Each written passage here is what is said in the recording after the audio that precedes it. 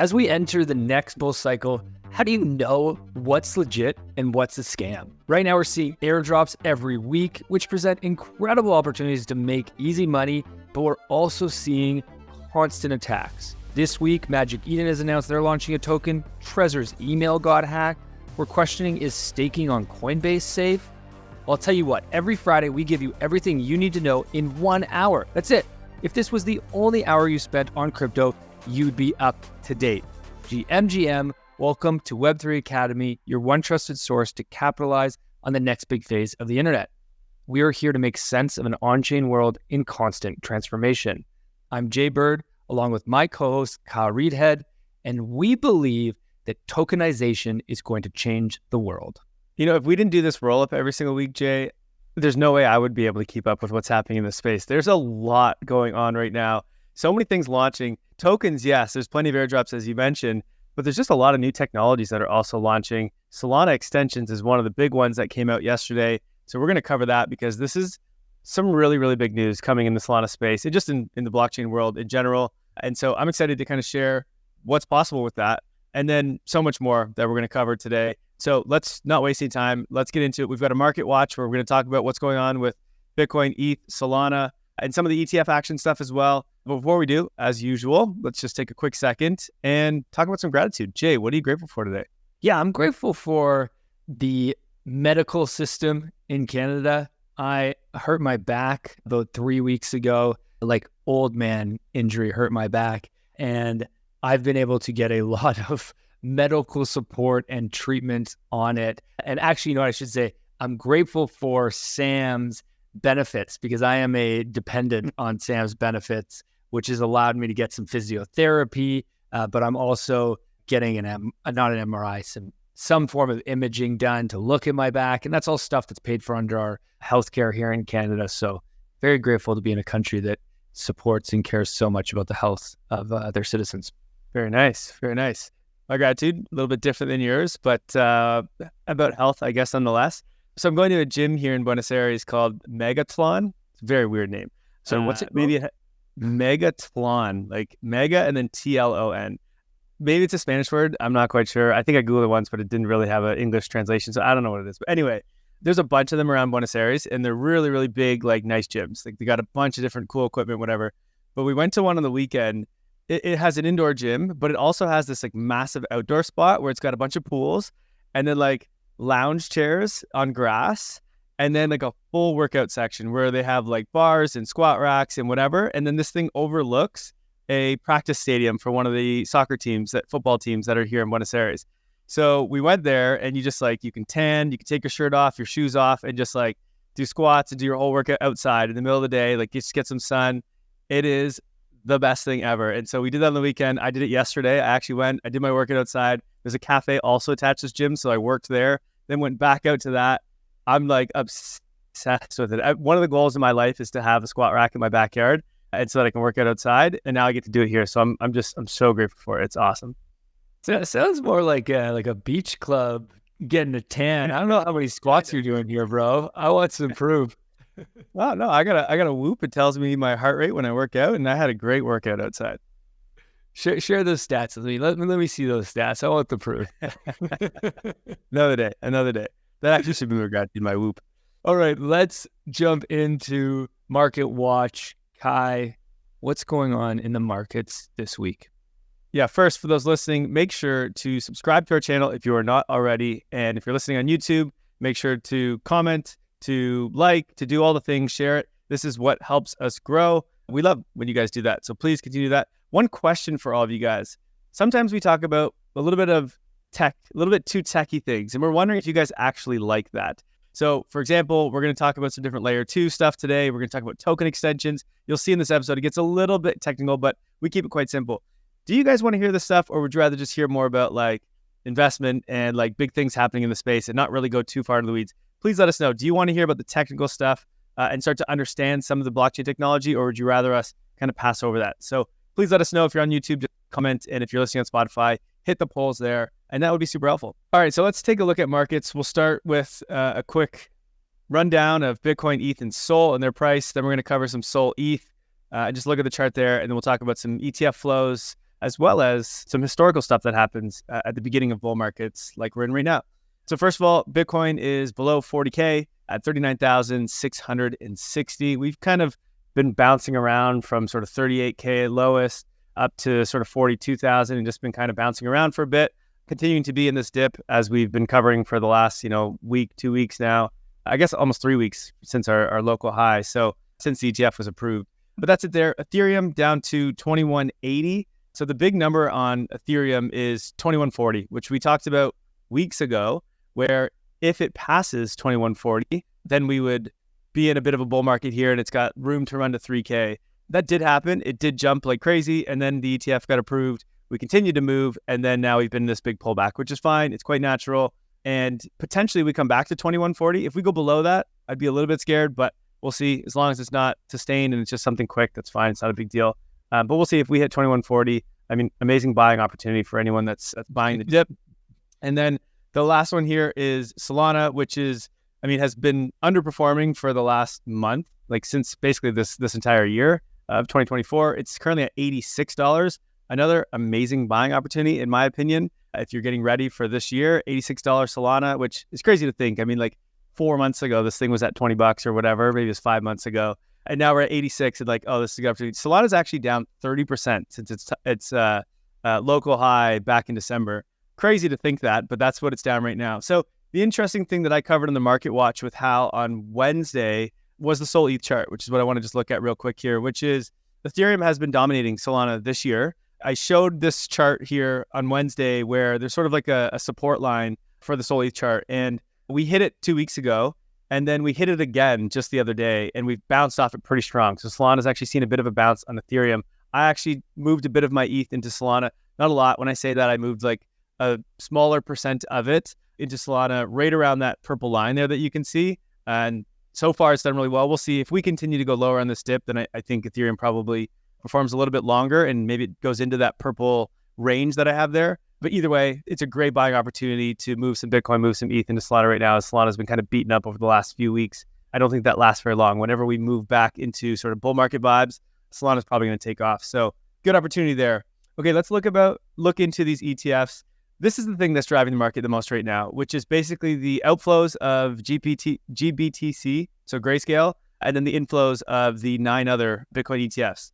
So if it wasn't for GBTC, we would actually be really good. We've got a lot of inflows coming into the 9 other ETFs, and that would actually drive a lot of demand. The problem is there's a lot of people that have been stuck in the Grayscale Bitcoin trade, whether that was because they just held it for a long time, like FTX, which has to liquidate. So they liquidated almost $1 billion worth of this stuff.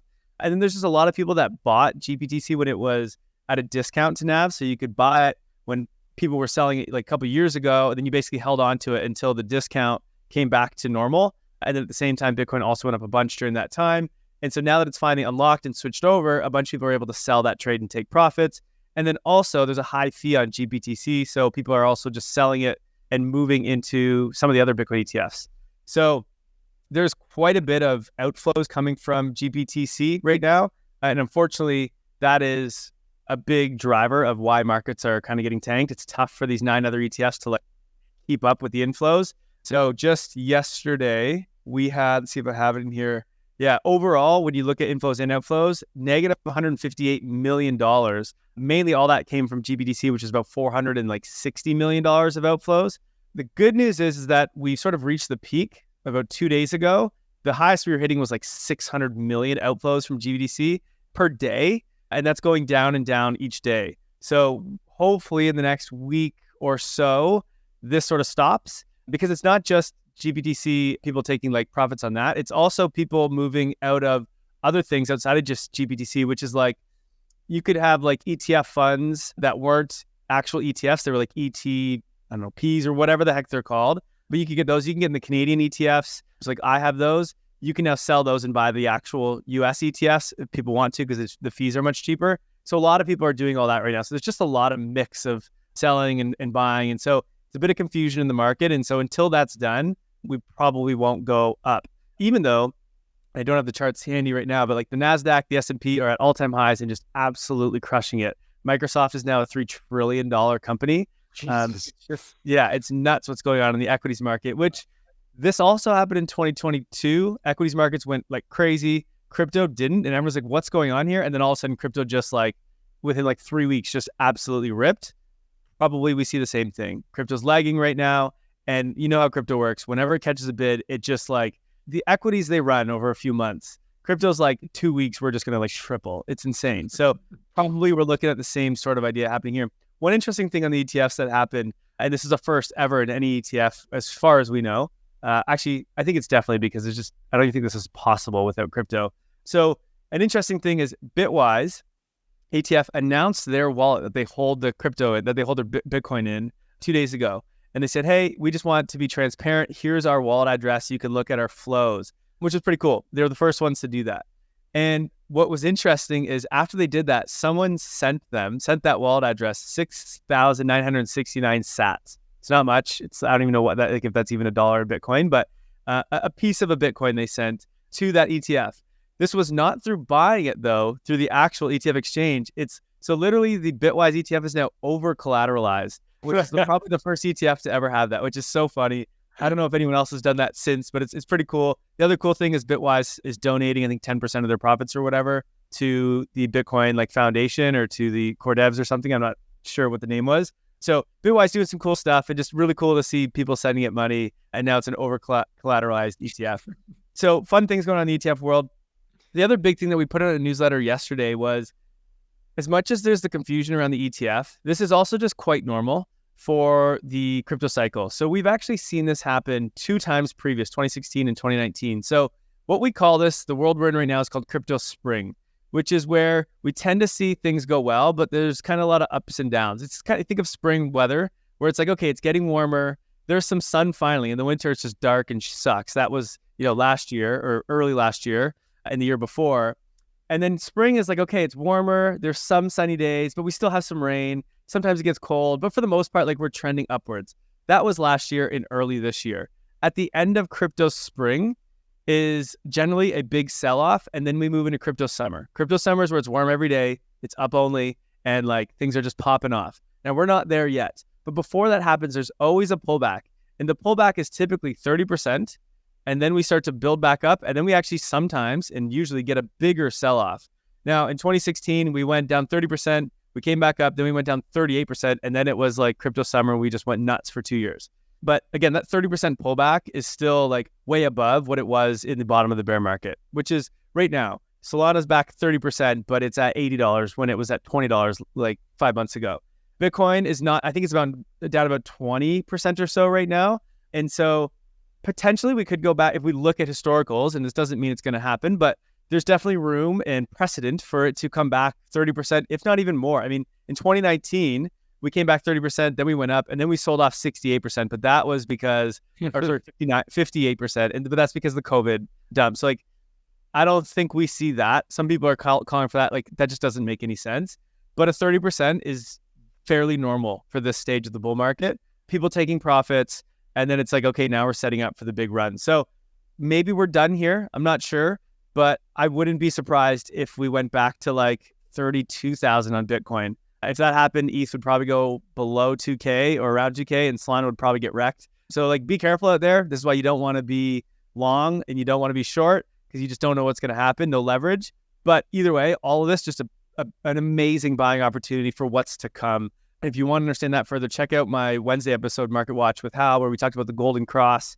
This happened in 2019, and for the next 3 years, it was ups and downs, of course, but multiples higher after this Golden Cross happens. We just had that, I think it was last week or 2 weeks ago with Bitcoin. So like, still there's going to be ups and downs. It's not a short-term signal, but it's a long-term signal that the bull market is here and we've got a lot of room to go. So these are all just great buying opportunities. If you have any extra cash, I would be buying Bitcoin, ETH, Sol. Doesn't matter what you do, you're going to do well. Guys, I just got to say, aren't we all so grateful for Kai's Market Watch? Just keeping us all up to date, feeling confident.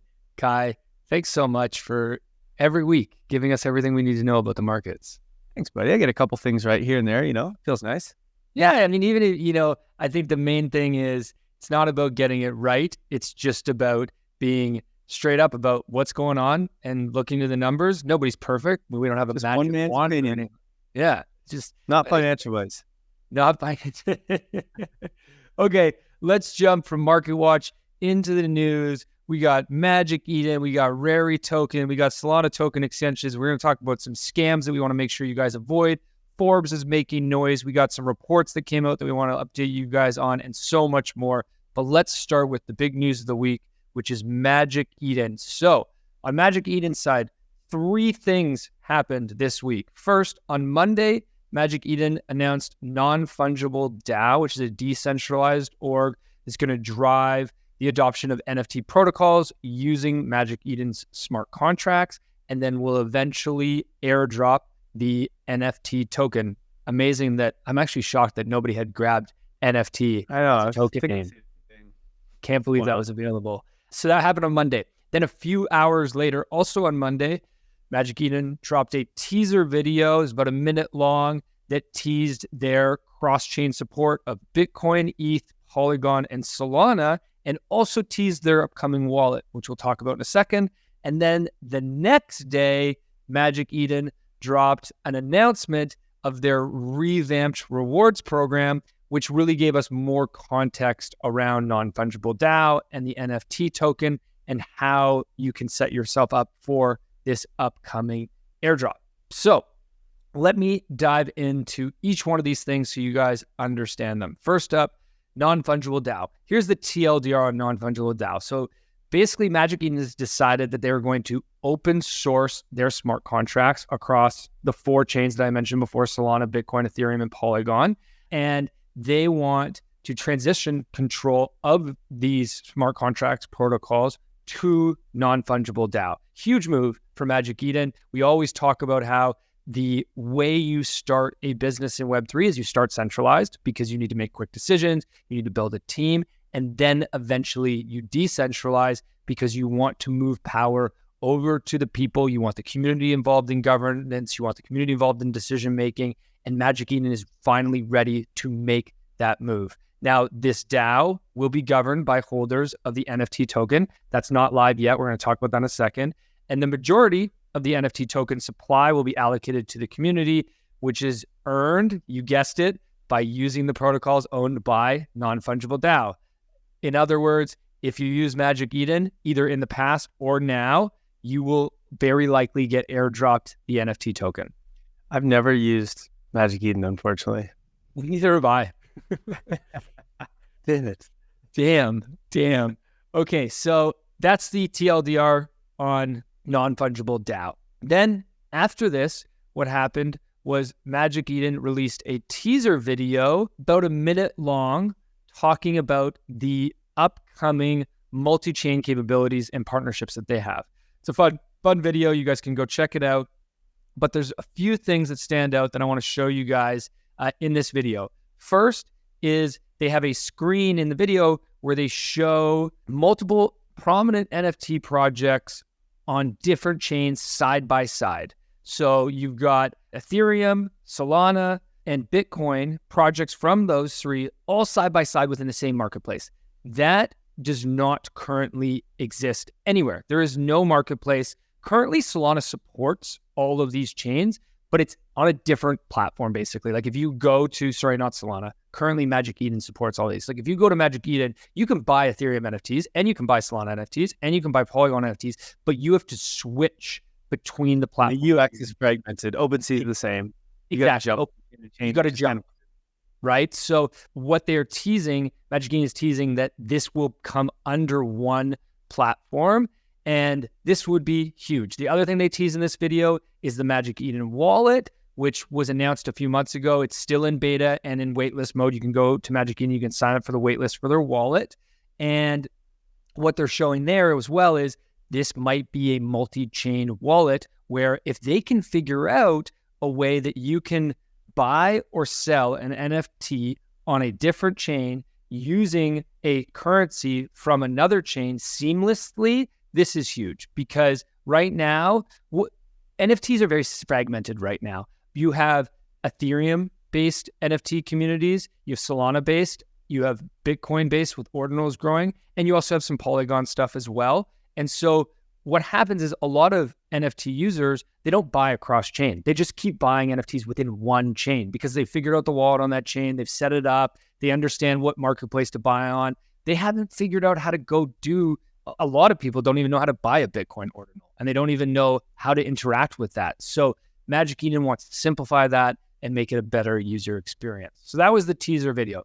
Then 24 hours after that, Magic Eden announced their revamped rewards program.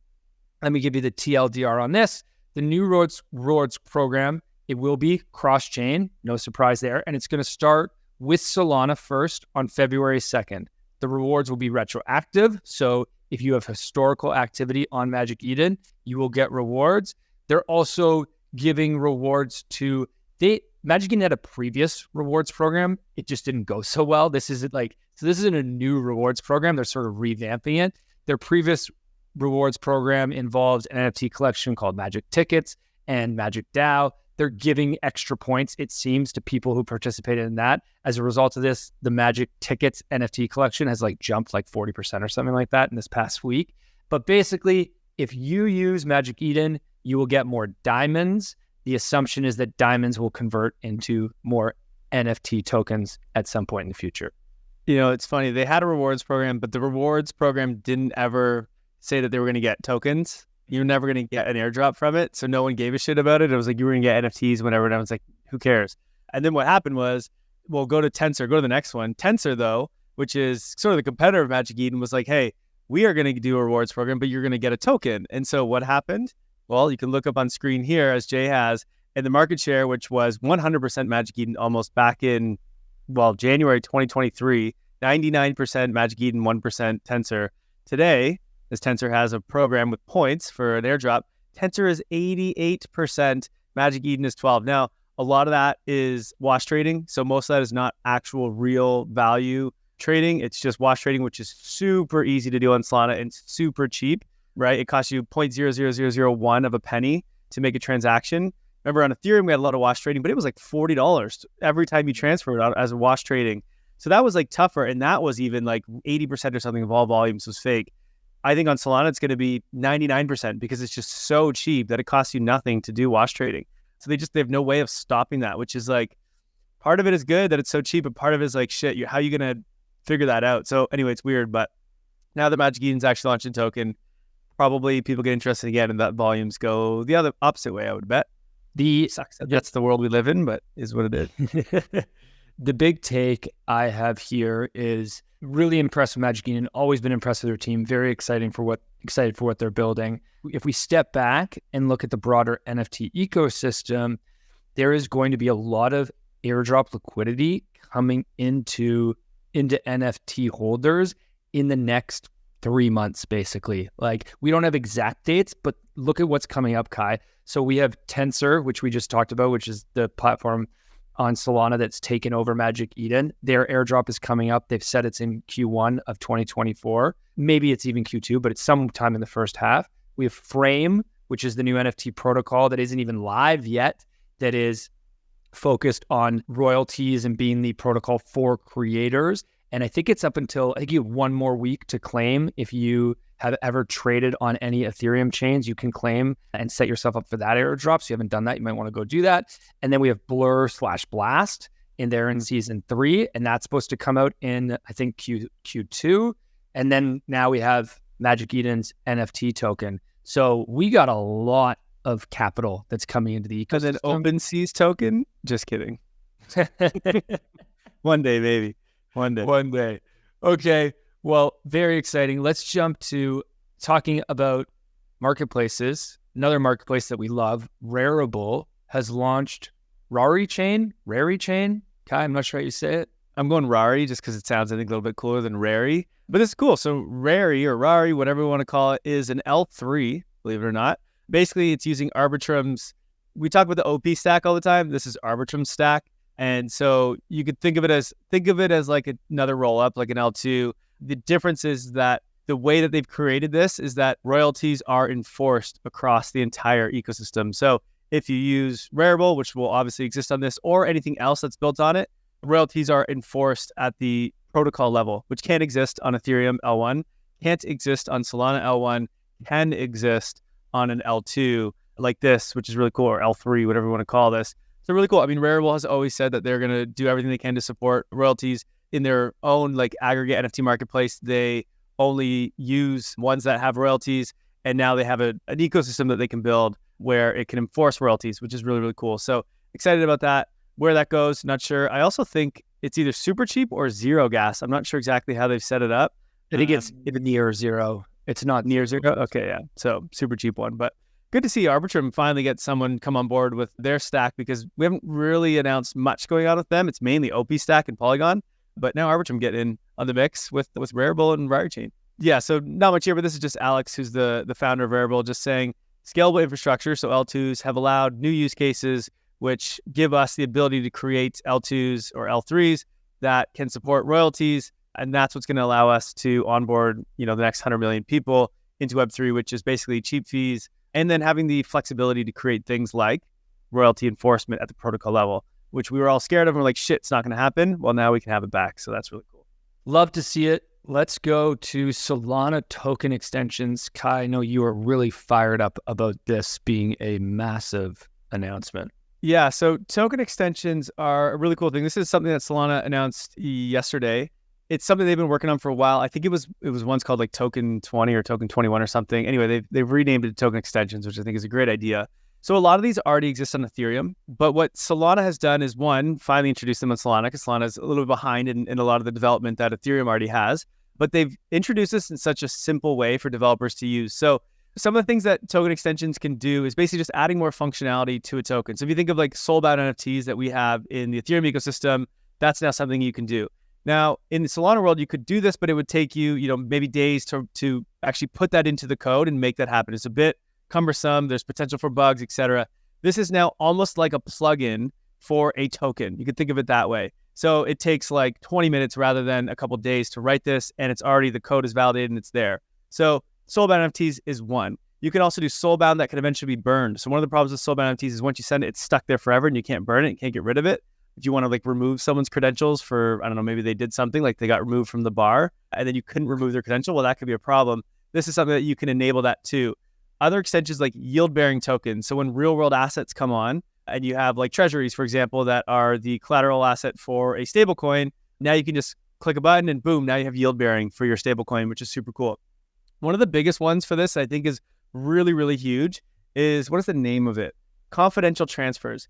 Think of this from a business use case. This is massive. So there's a lot of businesses that want to use blockchain, but can't. They can't for a few reasons. One, they can't get KYC.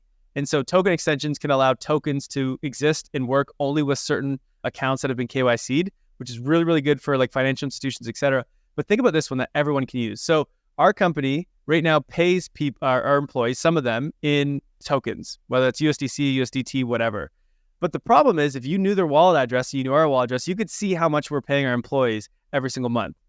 That's not a scalable thing. No big company's ever going to do that, even though most companies now have employees that are across jurisdictions, across borders. So it is tricky and expensive to send money across, and there's a delay, et cetera, to go cross-border payments. Well, obviously, blockchain fixes that, except for the fact that it's transparent and open, which you don't really want. If we could all see how much everyone in Apple's making, well, that kind of sucks. What this does is using ZK proofs, so zero knowledge proofs that they now exist on Solana, you can verify that the transaction has happened, but the amount itself is private. So you actually can't see that now publicly on like SolScan or whatever. It doesn't show the amount anymore using ZK proofs. So you can verify that the transaction happened, but you can't see how much it was. So this really enables access to businesses to start use this in their business and not have all the like privacy issues. There's so many more other extensions that are possible here with this. And so like this just unlocks so many use cases to tokens. Now, again, Ethereum does have a lot of these. Like there is zero knowledge proofs and a lot of these things do already exist. They're just not like packaged into one thing. So it's a little bit more difficult. So Solana's done a really good job on that. The other thing that Solana did a really good job on is, if you have not yet checked it out yet, go to Solana, I've used the Solana Labs Twitter. They have a video they put out on token extensions. And what's really cool here, and we have it up on the screen, is, so this is the Solana Labs team that is basically doing a 10-minute video explaining exactly what token extensions is. It explains it in a very simple, inviting way. They have great like marketing, great branding, And it walks through all the like potential use cases of these extensions and why it makes your lives easier. So if you're a developer, if you're a business and you watch this, even if you're not really into the blockchain world, you can watch this video and go, oh, this sounds fantastic. Like, I don't even know what blockchain is, but this sounds like it could benefit my business. This is what this industry needs. The Ethereum Foundation, when's the last time they've done a video on like, here's what EIP 1559 is? Never. Here's what EIP 4844 is? Never. No blockchain does this. And it's a big problem. Most people in the world have no freaking clue what any of these upgrades are and any of these extensions are. And so like we speak to a very small audience. And then what Ethereum and these others do is they rely on people like us who have podcasts to explain what these EIPs are to normal people, right? Whereas what Solana is doing is going, hey, no, we're just going to be the voice. We're going to create the good marketing material and we're going to push this out so that anyone might see this on Twitter or YouTube or whatever and all of a sudden go, oh, wow, what an amazing use case for my business because I pay cross-border payments. And they just get it. So this is something I think Solana is probably doubling down on. They know they need to make this simple for businesses to understand. They're doing a really, really good job here. So very bullish, 1 on Solana tech and then 2 on Solana marketing. I absolutely love what they're doing there.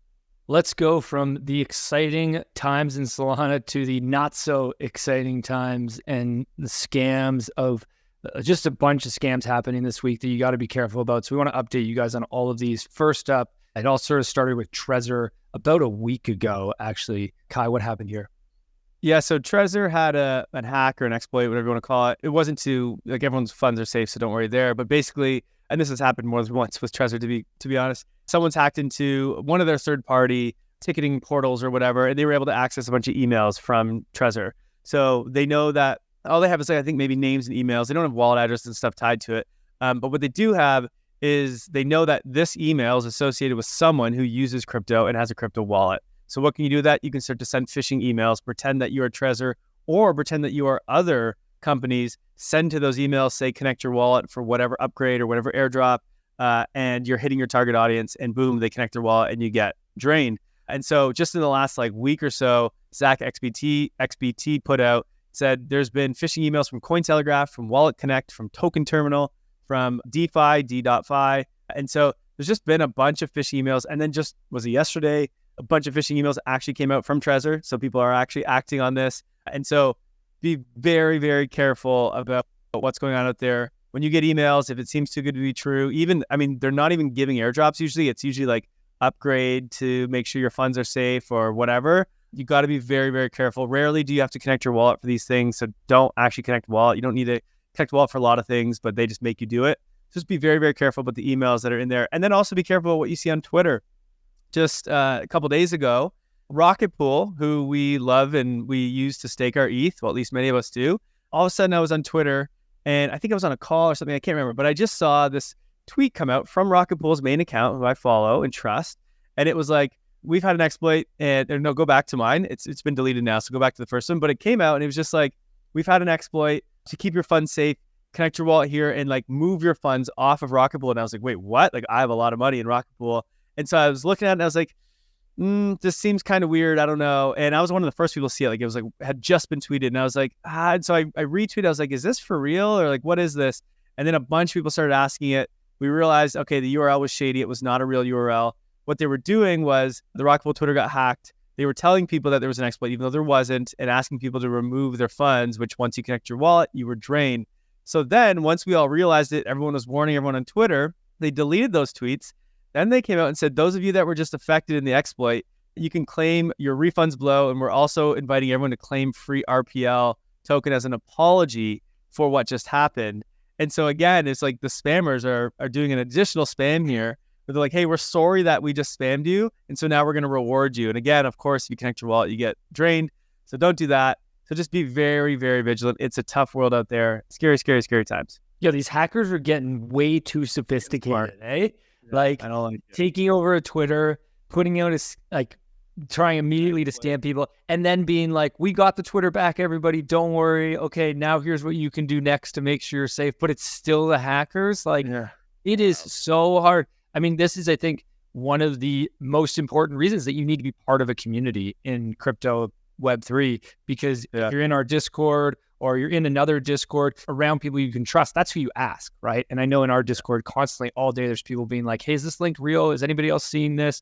And Twitter is obviously great for that too. But Twitter, you got to be careful because as you can see with Rocket Pool, people can get exploited and somebody can take over somebody else's account. Just don't sign transactions blindly. Make sure you know what you're doing. If you don't know, ask. Okay, this isn't a scam or anything like that. I want to be clear as we start this story, but there has been some drama around staking ETH on Coinbase and GETH or GETH. I can never remember how you say it. Kai, tell us about this story. Yeah, so this has been a problem for a while. It's not just to do with Coinbase, but this was just the one that's been highlighted the most recently. We've talked a lot about validator clients for blockchains. Ethereum has 7 of them, different validator clients, which is great because if one has a bug, you can resort to another one, and there's already other clients that are running these. So like the chain never goes down. Solana only has 1, but Fired Answer we've talked about is the second one coming, which is really big for decentralization. Now the problem in Ethereum is although there's 7, GETH is like 80% of all the validator clients. So 84%, sorry. So if something happened to GETH, Ethereum would be completely screwed, basically. And so the issue is some of the biggest protocols that hold the most amount of ETH are running 100% GETH. Coinbase, for example, with their Coinbase staking, where you get CB ETH, there's millions and I think maybe even billions of ETH that is held in their contracts. They are all being run on GETH, all. So if there's one bug in GETH, all of the assets that are on Coinbase would be screwed, okay? That is a massive problem because if that happens, the then effects that go on to everything else would just be catastrophic. So it's a big problem. And so DC Investor had enough of it. He's a big Ethereum guy. And he came out and said, today I unstaked all the ETH I had staked with you. He said at Coinbase, today I unstaked all the ETH I had staked with you since the first day you offered as a service. I kept it there to earn passive yield, but also to support your work for the crypto industry, which I greatly value. But I can't ignore the risks of what appears to be a single client staking setup, reliant on GETH at this time. If I've misinterpreted your architecture, please use this post as an opportunity to clarify it. This got a lot of retweets and became a big deal, almost 400,000 views.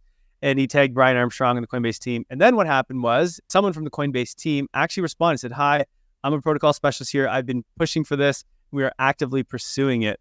And then Brian Armstrong, the CEO and founder of Coinbase, actually chimed in too. And he said, hey, we're taking a look at it. So one, just good to see that it's like the community that's sort of pushing decentralization and risk management to some of the biggest protocols. Lido, another massive one of the biggest in their space, also is only GETH.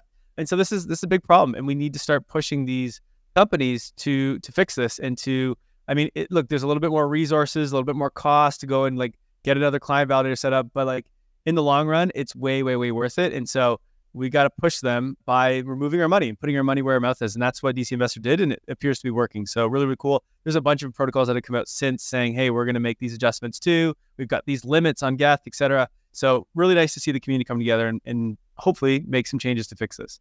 The thing I find so amazing about this is let's step back for a second and compare the way a Web2 company would handle and manage an issue, not necessarily this issue, but like any issue versus the way a Web3 company does. In this case, you have a Web3 company, a founder and a specialist on that team who are immediately interacting with the community on Twitter in live time. That is not typical PR management, customer relations management from a Web2 company. There is a big difference in the ethos that we are creating here in the way that founders and employees and people participating in building products think about how you interact with a customer that is very different from the old model. And I think that gets lost a little bit in the day-to-day of just, you start to expect that almost, but you can't underscore how much of a difference that makes to the way that these products are being built and the way that us as consumers get to directly speak to founders and deal with issues in live time. Yeah, I mean, I definitely don't think that lasts as this industry gets bigger. I think the other reason that this happens is the cool thing about Web3 and about having a token is we're all incentivized for this token to do well. If Ethereum went down, then Coinbase would be out of business and all of us would lose a lot of money and we would all be basically fucked, right? And so the last thing all of us want is for something bad to happen to Ethereum. And so when we sit there and go, hey, this is a problem, if we did that with Apple, they don't really care, right? Apple's got bigger fish to fry. It doesn't really matter to them. Our incentives are not aligned. But we hold ETH. Brian Armstrong probably holds a bunch of ETH. Coinbase holds a shit ton of ETH, and a lot of their services revolve around ETH. And so we all are incentivized to make sure that ETH is risk minimized, right? And so when we bring up a problem like this, they are also incentivized to fix this problem. So they're incentivized to listen to us because we're like, hey, we are scared of this and you should be too. And they're like, yeah, you know what? That's a good point. If this thing ever happened, something bad happened, then this would be a big problem. So it's really nice. Tokens, that's one thing that's really big about tokens, is it really aligns incentives between the users and the companies themselves, which I think is something you just don't really get in the Web2 world. All right, let's go to the next story. Forbes has announced that they are making their premium content free for those who connect a wallet in their new Web3 beta program. This is the first time we've ever really seen this, and a great marketing campaign by Forbes, who is clearly trying to be a leader on the crypto community and building more content for them and us, and also on getting a database of wallets. They clearly see the long-term value to having wallet addresses. So what you can do right now, and it's really, if you go to Forbes' website, up in the banner, there is literally a tab that says Web3 community in beta. And when you first land on the site, it actually directs your attention to it by highlighting it in a color. So they're putting a lot of effort and attention towards this. And when you go to the site, what you can do is you can not connect your wallet, you can actually set up a wallet. So Forbes actually has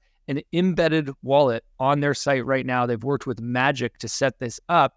You set up an embedded wallet and you get Forbes premium content free for 1 year. So incredible to see Forbes. What they talked about in their announcement that it really stood out to me about this is that they are focused on the long-term possibility of creating media, like co-creation of media alongside their users, involvement of their users in the narratives that they are pushing and creating. So you can see they're not just thinking about this as hey, let's give out some free subscriptions in order to get a bunch of new users, which obviously is a benefit to them. They're also thinking about this long-term about, okay, how do we actually use blockchain tech to improve our service, to involve our community more in the content we are creating?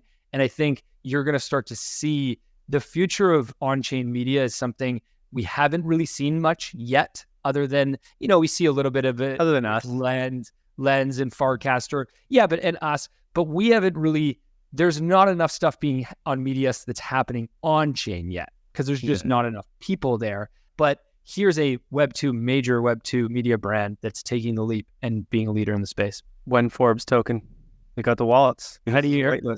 That's right. It's how do you set yourself up for that airdrop? Probably get this embedded wallet. Keep it that Forbes has an embedded wallet. Everybody's going to have an embedded wallet soon. Okay, next up, I want to give you guys a couple of interesting reports came out this week on the state of crypto. And I want to just give you guys some high-level numbers. We're not going to dive too deep into them. We'll link to these reports in the show notes if you want to check them out. First, a report came out from crypto.com. They do an annual report where they just look at the entire industry, and they're really set up well to do this report because they can collect data from not just wallets, but collect data from all exchanges and bring it all together in one report. And the main number that they came out with is that they believe that total crypto ownership worldwide is now at 580 million people. Now, I haven't looked into the methodology behind this report to understand, is that truly 580 million unique people, or is that duplicate wallets and maybe it's less unique people? But 580 million people, holy shit. If that is the real number, that's incredible. I mean, they have a pretty sophisticated formula. I looked through it, and so it's like 20 different exchanges. Coinbase is not included in it, which is weird because it's the second biggest of them all. Binance is, which is the biggest, but basically all the others. I don't know why Coinbase is not in this. And then they do look on chain as well, but they tie it to funds that have been sent from an exchange. So they're taking out all of the duplicate ones that are on chain and focusing just around ones that came from KYC'd for the most part. And then I'm not sure how they're doing this with ETFs and stuff, if they're including those as well. Anyway, 580 is pretty impressive. I remember when they first put out the report back in 2020 or 2021, it was around 300 million. And so it's a little bit wild to see it grow so much during the bear market. I mean, it was at 432 million January 2023, and now we're at 580 in December 2023. So in 1 year, we went up 140 million. Seems a bit wild to me. I'm not sure that I fully believe their numbers, but I think the thing that we miss being in Canada and in the Western world is I do think there is a lot of adoption in the developing world. Whether that's, I mean, in Asia, it's just getting mass adoption right now. I think in like Latin America, especially in places like Argentina, where their currencies are inflating, many of them are getting involved in crypto. Africa is becoming really, really big.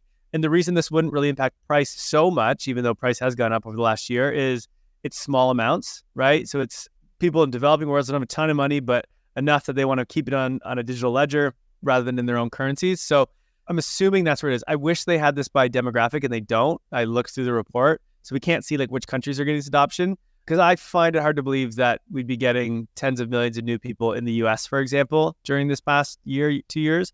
So that's just my guess of where it's coming from. But anyway, we'll see if it's true. That's a lot of people. If it is 500, almost 600 million. Damn. It's never going to be perfect, but I think it's directional, which is incredible to see. We grew during the bear market. And as you said, Kai, that came from a lot of users buying a small amount, right? And that is... And remember, this is not on-chain. This is not people using on-chain. That is still a very, very small number. This is people who just have bought a little bit and hold it. Some are on-chain, but yeah, many are just buying it, holding on-chain. That's all. Yeah. The other cool numbers to see out of this was Bitcoin is almost at 300 million owners. Ethereum grew to 124 million owners. And each of those, Bitcoin accounts for over 51%. So over 51% of total owners in crypto own Bitcoin. So it shows you the dominance of Bitcoin. Ethereum is 21%. So Ethereum's next up, which is also a fairly dominant number in terms of token ownership. What's really interesting about that is when I look at Bitcoin dominance in terms of market cap, the Bitcoin dominance rate now is around 51%. Where is it? I'm trying to find it right here. 52%. Wow. Which is insane. And then if we look at Ethereum dominance, it's 18%. So very close to the amount of owners. That's wild. That is wild. I mean, somewhat makes sense, but didn't think it'd be that close. So interesting. All right. Let's go to our favorite segment. Well, maybe I'd say second favorite segment, but I love this segment, the Airdrop'em Like It's Hot segment, where we talk about all the airdrops. We've got 4 airdrops we want to keep you guys updated on this week. First up, Solana protocol Drift has announced their rewards program ahead of the token launch. What's going on here, Kai? Yeah, so this one, when we put out that Solana airdrop report, I don't know, last month or whenever it was, we said Drift was probably going to do this. We kind of knew they were going to launch a token. And now they have a points program that will be ahead of their token launch, which is coming, I believe, in March or something like that. Feb 2nd? Oh, okay, so actually really soon. But now they just have a points program just so you can kind of track what you're doing. They're a perps protocol on Solana. And yeah, you can go use it. You can get some points and you'll get a token in the coming few weeks. Sorry, the points program starts distribution on Feb 2nd. I don't think the airdrop comes until March. I think it's 60 days or 90 days you have to use it. I believe, so I think it's Q2. Anyway, next one. This one came out today. We've talked about this last week, which is AltLayer. They are airdropping for anyone who is restaking, if you have more than 720 points, for EigenLayer, and then also to Celestia stakers as well, so TIA. That became available today. If you're a staker of TIA, you may be eligible for this, but you can't claim your tokens for a little bit. They have to build that in. And so EigenLayer restakers can get this now. I claimed mine today. I just got the minimum amount, unfortunately, but it's currently trading at around 30 cents, I believe. Let me just check. 33 cents currently as we're recording. And so if you got the minimum, you made about 200, 250 bucks. And then so that's the minimum. And then anything higher than that, you're getting more, of course. So not a big one by any means, but still fun. 250 bucks is always nice. Free money's free money. It's great. It's free money. Exactly. And then the last airdrop to talk about today is Rarible Wallet. This is a wallet that comes from DBank and very similar to what Rainbow Wallet did about a month or so ago, where they have a points program. If you use their wallet, if you ever used MetaMask and you've done swaps in MetaMask, you get more points. And then if you do things inside of the Rarible Wallet, you gain additional points. So almost identical to what Rainbow's doing. Everyone's sort of vampire attacking MetaMask right now, which honestly I think is a good thing because MetaMask sucks. It's so frustrating to use it all the time. Like I'll go to connect a wallet and it's like, okay, choose the one you want. And so I have Coinbase wallet, I have a bunch of others, but I have MetaMask and I'll click it. And so often it doesn't read that I actually have a MetaMask wallet. And so it takes me to the install a MetaMask wallet page instead of connecting my wallet. And I'm like, God, can you guys just like, it's so bad. And then if you do it mobile, MetaMask is so terrible. Anyway, but the reason everyone uses it is because it's integrated into every single app. It's just the one that everyone has. So I want people to start using Rainbow and Rarible and all Coinbase Wallet and all these others, because then apps will go, oh, there's a lot of people using these other ones. We need to make sure we put time and resources into integrating all the other apps, not just MetaMask, because I don't know how MetaMask has not innovated yet. It's crazy. Anyway, one other announcement to come out here is regarding restaking. So we've talked a ton about this. We've been telling everyone to go restake, and there's been a cap on it. And so if you didn't get in about a month ago, you're not able to. They've sort of capped it at that sort of $1 billion TVL. We're supposed to be opening this up next week. However, there's a bit of a delay. And so they are taking a delay of 1 week. So it was February 2nd. I think now it's like February 9th, because they're going to add in some additional security parameters here. So what they're doing is they're launching 3 additional liquid staking tokens to this that you can now go and restake. That is the Frax ETH token, METH, which I believe is Mantles, and then, I don't know, LS ETH. I don't know what that one is. So those will now be available. They'll remove the limit. So before there was like an individual cap of only 200K per LST. That's getting removed. And then in a commitment to sort of like decentralization, they're doing something different here, where basically you will get if there's too much of the restaking being done in one protocol. So let's say it's in RETH or STETH or whatever, you will no longer be able to get points if you continue to add more of that specific token to be restaked. So what this does is it forces people to go and get other liquid staking tokens and restake those instead. So that way, Lido, for example, doesn't become like 100% of the restaking.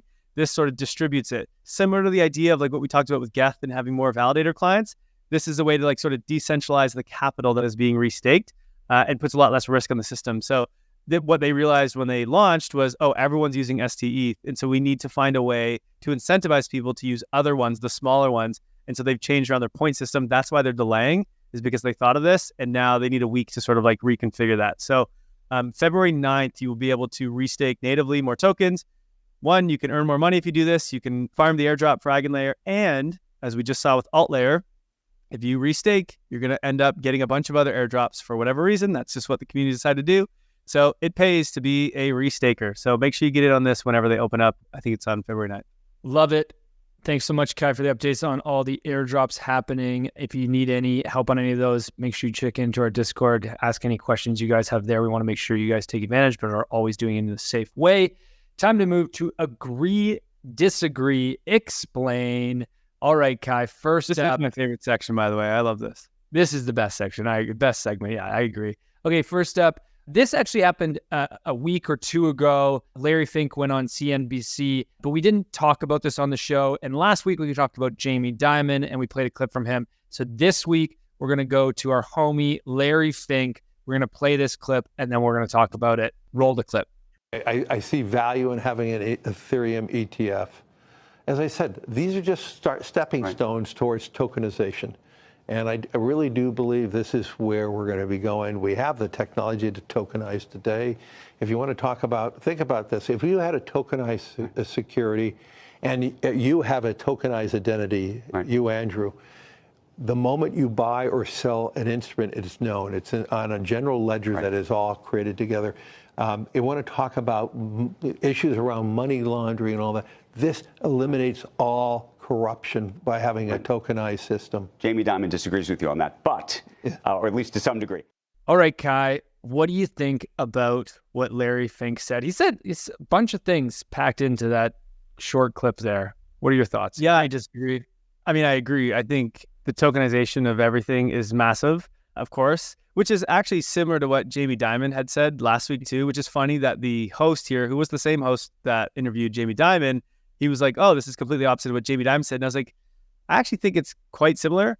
I think he's just mixing up what Jamie Dimon means from Bitcoin versus blockchain. And what Larry Fink is talking about here is blockchain, meaning like smart contract platforms. What can be done with it? Well, you can tokenize real world assets or any assets. I think that's massive. And then you can use, like we just talked about with token extensions from Solana, you can have ways to put in privacy and to do KYC for certain tokens. And so this will actually help with money laundering. Now, Bitcoin can't do any of this because it's on smart contracts. So when Jamie Dimon says it's a pet rock, but he believes in tokenization, these two are actually saying the exact same thing. But I think that host didn't quite understand that. I mean, I fully agree. What I really like about this and him saying this is people have heard the narrative of Bitcoin being digital gold and inflation hedge, which has like people get, they can wrap their head around it. It hasn't really worked that well unless you're like looking at a really long time frame. But like when inflation is high, generally interest rates are high at that point to try to fix it. So Bitcoin is really bad. So it's actually the opposite. So that narrative in the mainstream anyway has not really played out. The other like crypto narrative that people have in the mainstream anyway, kind of like, I wouldn't say understand, but I've heard of is like digital collectibles with NFTs. That became very popular in 2021. What hasn't really become super popular, at least in the TradFi space, but the mainstream, is like just tokenizing things like stablecoins. People still don't get, it's such an obvious innovation that it's just so good for the world, but people don't get it because no one's really heard of tokenization. And that's what these guys are shilling and talking about. And I think when TradFi wraps their head around that, when the rest of the mainstream, especially the developing world, wraps their head around that, like that's going to be the thing that people go, oh, I see what blockchain's doing here. This isn't about speculating on some random new currency. No one cares about that, but people do care about these things. And so when people wrap their heads around what Larry Fink is saying, it's going to be a really big deal. And so I'm so glad that this is the narrative that these two are driving. So I'm pumped about this. The thing I got to shout out Larry Fink for, just comparing him directly to Jamie Dimon, is it feels like Jamie Dimon is like impacted by politicians and cronies of his, you know what I mean? Larry Fink feels like the only one that like has the balls to just be like, I don't care what you guys think. I don't care about Gary Gensler. I don't care about any of you. That he's like powerful enough to be like, no, I'm going to tell you what I really believe here. He's saying things. And I get he has incentive. Like he says, like, obviously he believes in the ETF. Well, that's because BlackRock stands to make a ton of money off the ETF. So he wants that to pass in May. But I also I feel like he's the only one that's willing to go against the lobbyists, against the politicians, against the regulators, and be like, no, I'm going to tell you what I really feel. Whereas Jamie Dimon just always feels like he's, I don't know, placating to like his cronies. BlackRock's the king. Larry decides. Yeah. Politicians do what Larry says, not the other way around. Love it. We're going to stick with this theme. The next disagree. Here it is. This came from Ki-Young Ju. He said, with TradFi entering the market, the next bull run is expected to be faster and more spectacular than before. Yeah, this one, I don't know that it's necessarily faster. The reason I'd say it's probably not faster is there's actual use cases this time around for the first time. So like as people start to pile in money, especially TradFi, I don't think as much money leaves the ecosystem. I think money moves into like stablecoins and stuff, but I don't think as much goes into fiat because there's actual reasons to like stay in the crypto world now. And just like there was more last cycle than the previous cycle and so on. But like we're finally getting to a point now. I don't know if we'll fully get there. If a bunch of TradFi just starts to dump money in right now, then yeah, we'll friggin' fly to the moon and we'll just crash and then it's done with quickly. But I kind of just don't think that happens. Again, I think this cycle depends on liquidity. And so it's going to depend on how long does the liquidity cycle go for. I don't think it matters that much that TradFi is entering the market. I think it's more just what's going on with macro. I also think the impact of TradFi entering the market is really going to happen when there's more tokenization of real world assets. And that is still slow. That is like, we're still not nearly at the point where that's going to go to big numbers for so many reasons. The UX is difficult. All the products are built around this aren't really friendly yet to people outside of crypto. So I think the impacts of TradFi, I almost feel like, I don't know if they'll happen as much as we think in this cycle, or if they'll more so be in the next cycle. Kai, I know you have a take on how we could potentially push to a super cycle here. So maybe we'll go to that. Okay, next agree, disagree. Koopa Troopa, he said, what if all tokens are just meme coins and value capture doesn't matter? I would say this is very true. I mean, especially in a bull market, value capture doesn't matter at all. But I mean, there is, other than Ethereum, there's no tokens that truly capture value in crypto. And so every token in crypto is just a meme at this point. Bitcoin is the most meme of any crypto. That's all fiat is a meme. Even stocks, for Christ's sakes. I mean, I guess some of them you do get dividends. And so those are not necessarily meme. Those do have value capture. But for the most part, like any stock that doesn't give you dividends is just a meme. You don't really own much. You own a bit of the company, sure. But like once it's public, like doesn't really, it's just it's just a game, right? It's all kind of a meme. I think, though, in bear markets, that is not as true. You see that those that have better tokenomics and more value capture do better, which is why Ethereum, I think, did quite well during this past bear market. So I think this is true. Though what I would say, and this is to the point that I said in my next tweet here that you're going to show, is once tokens figure out value capture, that's when I think we head into the super cycle of crypto. So what I tweeted out here was the crypto super cycle comes when profitable protocols figure out how to share value with their token holders.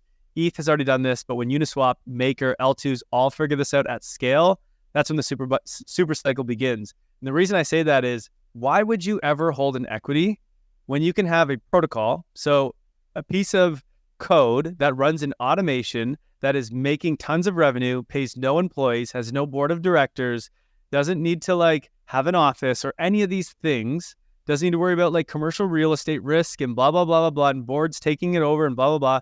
It's just a piece of code that runs in automation that people use, and it's doing it in a profitable way. And then those profits, it just shares to the people that hold its token and that like work on its protocol. Why would you ever leave that thing? Like when Uniswap turns on a fee share, like it's a piece of technology that just like is a must use. It is, everyone uses Uniswap, whether that's users or like companies building on top of it to have swaps happen in the background of whatever they're doing. And that thing just prints money. And when they can just share that money with the holders, Uniswap goes to trillions of dollars, and there's no point in holding anything else. And so when this happens amongst Uniswap and Maker and more and more and more, I just don't know why anyone would ever not hold these tokens versus anything else. So I think whenever we figure this out, which like we're not far from it, to be fair, just they haven't done it.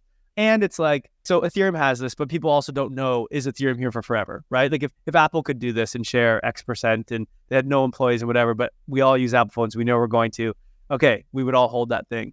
Ethereum, we don't know yet because it's still early days, but like in a few years from now, I think it'll be quite obvious that blockchains will exist. There won't be debating like, is this thing going to happen or not? It's just going to be there. And if it's profitable, it's printing money and it's giving it back to the holders, you're never not going to use that thing. Like the internet, if the internet had a way to give you money right now and some of it had a way to create value and share it, obviously the internet's not going anywhere. It has such strong network effects.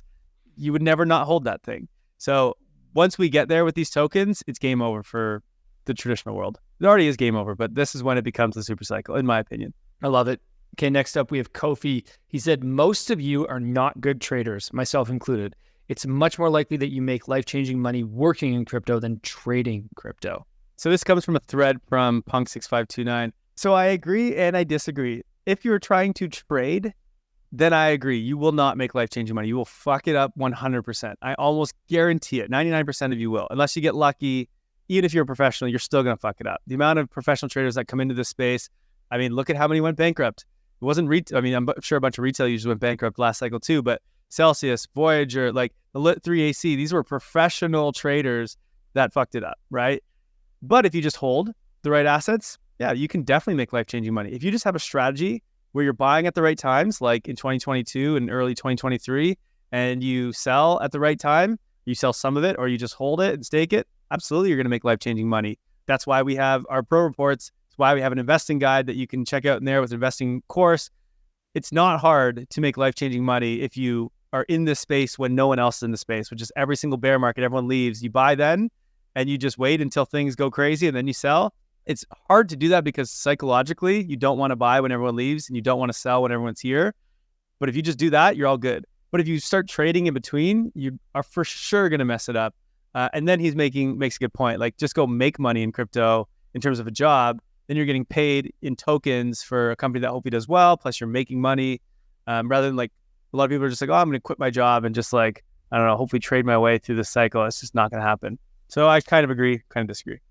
Yeah, I totally agree with your first take that don't try to trade. Trading is very, very difficult. And it's also just an emotional fuck fest on your life. So don't even bother. Like you're gonna kill yourself on stress, let alone the money that you're gonna lose. Make your investment portfolio very simple. Go take our Web3 investment masterclass. We'll put a link in the show notes. Go take that. It'll teach you everything you need to know and keep your strategy simple. On the like working in crypto, yeah, I think I have two takes on this. One is that I agree that there's massive opportunity. We're so early, but I also, working in crypto isn't for everybody. It's also a very volatile space. There's going to be big ups and big downs. There's going to be layoffs. There's going to be huge hiring periods. So I also I don't know that that's for everybody either. It's not the most stable industry to work in right now. So I don't know that it guarantees that you're going to make life-changing money by working in crypto. Definitely doesn't guarantee it, but you're not making life-changing money just doing some random 9 to 5 in an existing industry that's been around for, like, if you work in, I don't know, at the bank or the government or whatever, and you just like do your typical 9 to 5 job, you're not making life-changing money. So this is your chance, but not everyone gets it, that's for sure. True that. All right. Well, that's a wrap on another episode of Web3 Academy. Thanks so much for listening in, everybody. As Kai said at the beginning of the show, we got a poll question as we do every week. We want to know, what do you guys want to hear us talk more about? You want to hear more about the tech stuff? You want to hear more about investing stuff? Do you want to hear more about NFTs? Do you want to hear more about business use cases? So wherever you're listening to us, make sure you let us know. Comment on YouTube, hit the poll in Spotify. Otherwise, give us a like, give us a follow, hit us up with a review. These things really help us grow, help more people get on chain in a safe way, which just benefits the whole ecosystem. Kai, thanks for being an awesome co-host as always. Have yourselves a great weekend, everybody. We're out. Thank you for listening to Web3 Academy, your one trusted source to capitalize on the next big phase of the internet. If you enjoyed this episode, please share it and subscribe or follow so that you don't miss the next one. While you're at it, there's a link in the description for our free newsletter where we provide timely and relevant Web3 insights so you can confidently build and invest in Web3. Make sure to subscribe today. One final note. This podcast is for educational purposes only, and nothing we say is financial advice. Crypto and Web3 are risky, and you should never invest more than you're willing to lose. Thank you, friends, and see you in the next one.